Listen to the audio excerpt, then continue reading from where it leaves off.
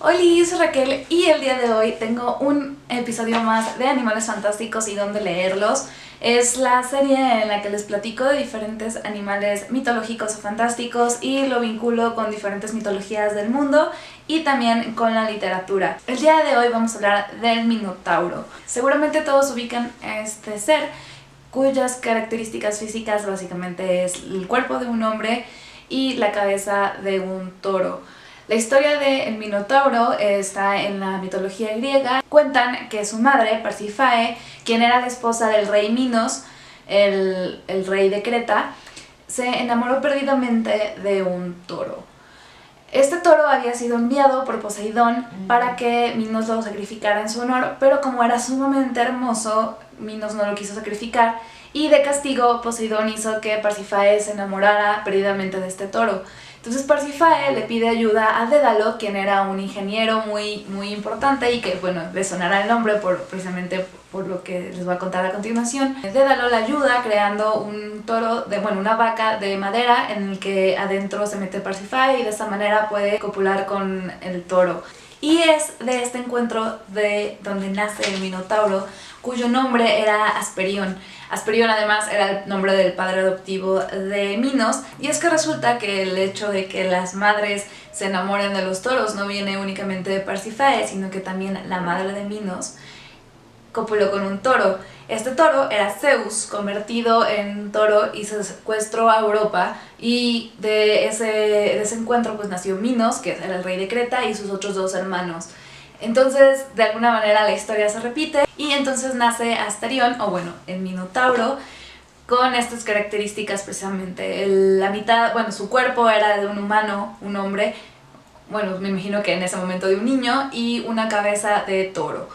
Y es entonces que conforme va creciendo el Minotauro empieza a querer consumir carne humana, y entonces tienen que encerrarlo en un laberinto y le piden ayuda a Dédalo para que construya este laberinto de tal manera que el Minotauro no pueda escapar.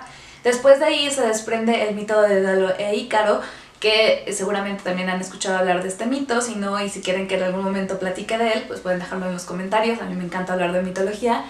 Después pasan diferentes cosas que llevan a que Atenas tenga que rendirle tributo a Creta, y entonces Minos les pide a los atenienses que cada cierto tiempo, hay diferentes versiones de cada cuánto es, pero la versión de la Metamorfosis de Ovidio dice que en cada 9 años enviaran a 7 jóvenes y a 7 doncellas para que sean sacrificados al Minotauro, los echaran al laberinto, y pues ya de ahí quién sabe qué pasaba. Pasan los años y entonces le toca el turno a Teseo, quien era el hijo de Egeo, el rey de Atenas. Ahí también hay distintas teorías de si simplemente le tocó el turno o si él mismo decidió hacerlo y ponerle fin a este hecho de que tuvieran que sacrificar a 14 jóvenes de atenienses. Entonces Teseo va. Ariadne, la hija de Minos, se enamora de él y entonces decide ayudarlo. Le da un ovillo de hilo y le dice que de esa manera él podrá salir del laberinto. Entonces Teseo va llevándose el hilo para después poder regresar, y se encuentra el Minotauro, y después de una sangrienta batalla logra derrotarlo, y después sale y huye junto con Ariadne. Después la abandona y pasan más cosas. Pero el mito del Minotauro termina ahí. Obviamente en la literatura clásica griega lo vemos mucho, por ejemplo la Metamorfosis de Ovidio se menciona, y también en la biblioteca mitológica de Apolodoro se menciona. De hecho ahí es donde dice que el Minotauro se llamaba Asterión. Y en otras obras de literatura que también aparece el Minotauro es en un cuento de Forges que se llama La casa de Asterión. Es un cuento muy cortito, de hecho se los voy a dejar aquí abajo por si quieren leerlo, que está escrito de tal manera que es el mismo Minotauro el que está hablando. Y luego también lo vemos en las obras de Percy Jackson y de Rick Riordan. Aquí en Percy Jackson vemos un montón de cosas que tienen que ver con la mitología griega, entonces en estos videos suelo mencionarlo con frecuencia. Pero incluso hay un libro que se llama La batalla en el laberinto, y esta batalla se lleva a cabo precisamente en el laberinto que hace Dédalo. También dicen que esta idea de los Juegos del Hambre, en la que los diferentes distritos rendían tributo al Capitolio, era precisamente inspirada en esta idea de los sacrificios de los atenienses a los cretienses de jóvenes para el Minotauro. Y obviamente aquí no son 7 hombres y 7 mujeres, sino 12 y 12, pero es más o menos el mismo concepto. Pues también vemos este ser, el Minotauro, pues en muchos libros de fantasía, ya como un personaje aparte o como una raza que existe, ya no es un solo ser, sino una raza. Por ejemplo, en la serie de Dragonlance, la figura del toro y de híbridos antropomorfos con el toro hay en muchos países. Esto es algo que se repite en todos los animales fantásticos que vemos, cómo se repiten los elementos tanto en religiones como en diferentes regiones del mundo.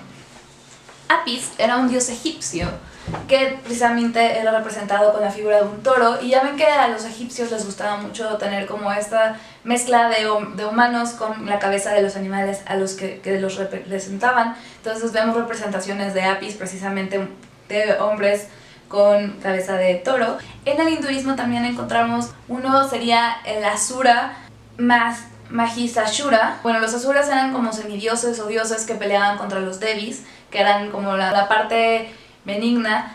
Los asuras suelen ser malos, como demonios. Y la historia es que su padre se enamora de una búfalo y de ahí nace Mahisashura. Y bueno, pues era este dios que supuestamente no podía ser matado sino por una mujer, y es así como una de las devis que estaba ya muerta renace, que era Durga. También tenemos a Nandi. Nandi era el guardián del castillo del dios Shiva. En algunas versiones también era su montura. Y para terminar con el hinduismo estaba también Kamadhenu, o conocida como Surabi también. Ella era la madre de todos, y bueno, a ella se le representa de dos maneras. Una es como una vaca blanca con pechos y rostro, bueno, cabeza de mujer y cola de pavo real, y la otra manera que se le representa es nada más como una vaca blanca con las figuras de todos los dioses adentro, a los dioses del hinduismo.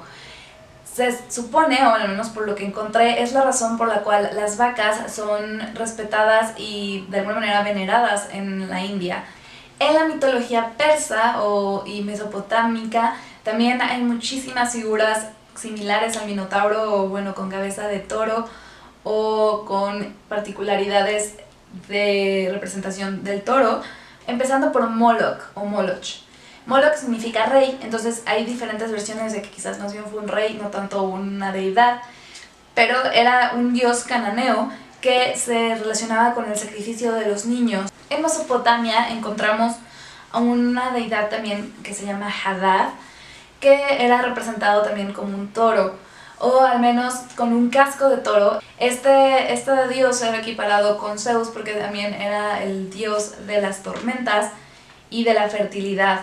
Nos vamos al lejano oriente, en China, y tenemos a dos guardianes del inframundo. Uno era el cabeza de buey y el otro era el cabeza de caballo. En Japón son Gosu y Mesu.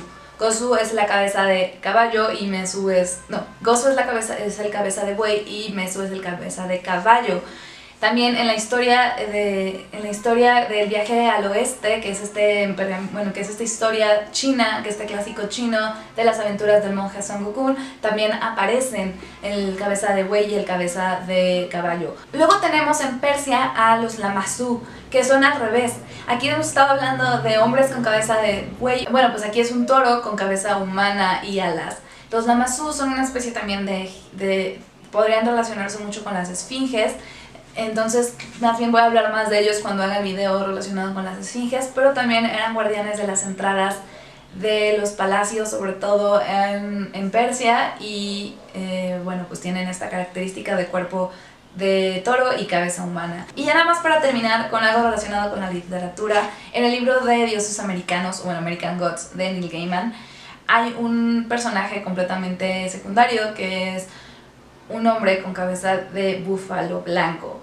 En este caso nada más está relacionando a la tierra, pero este búfalo le habla a Sombra o Shadow en este libro, y pues es precisamente esta figura que estamos hablando ahorita, entonces no podía no mencionarlo. Eso es todo por este video, espero que les haya gustado, espero que hayan aprendido.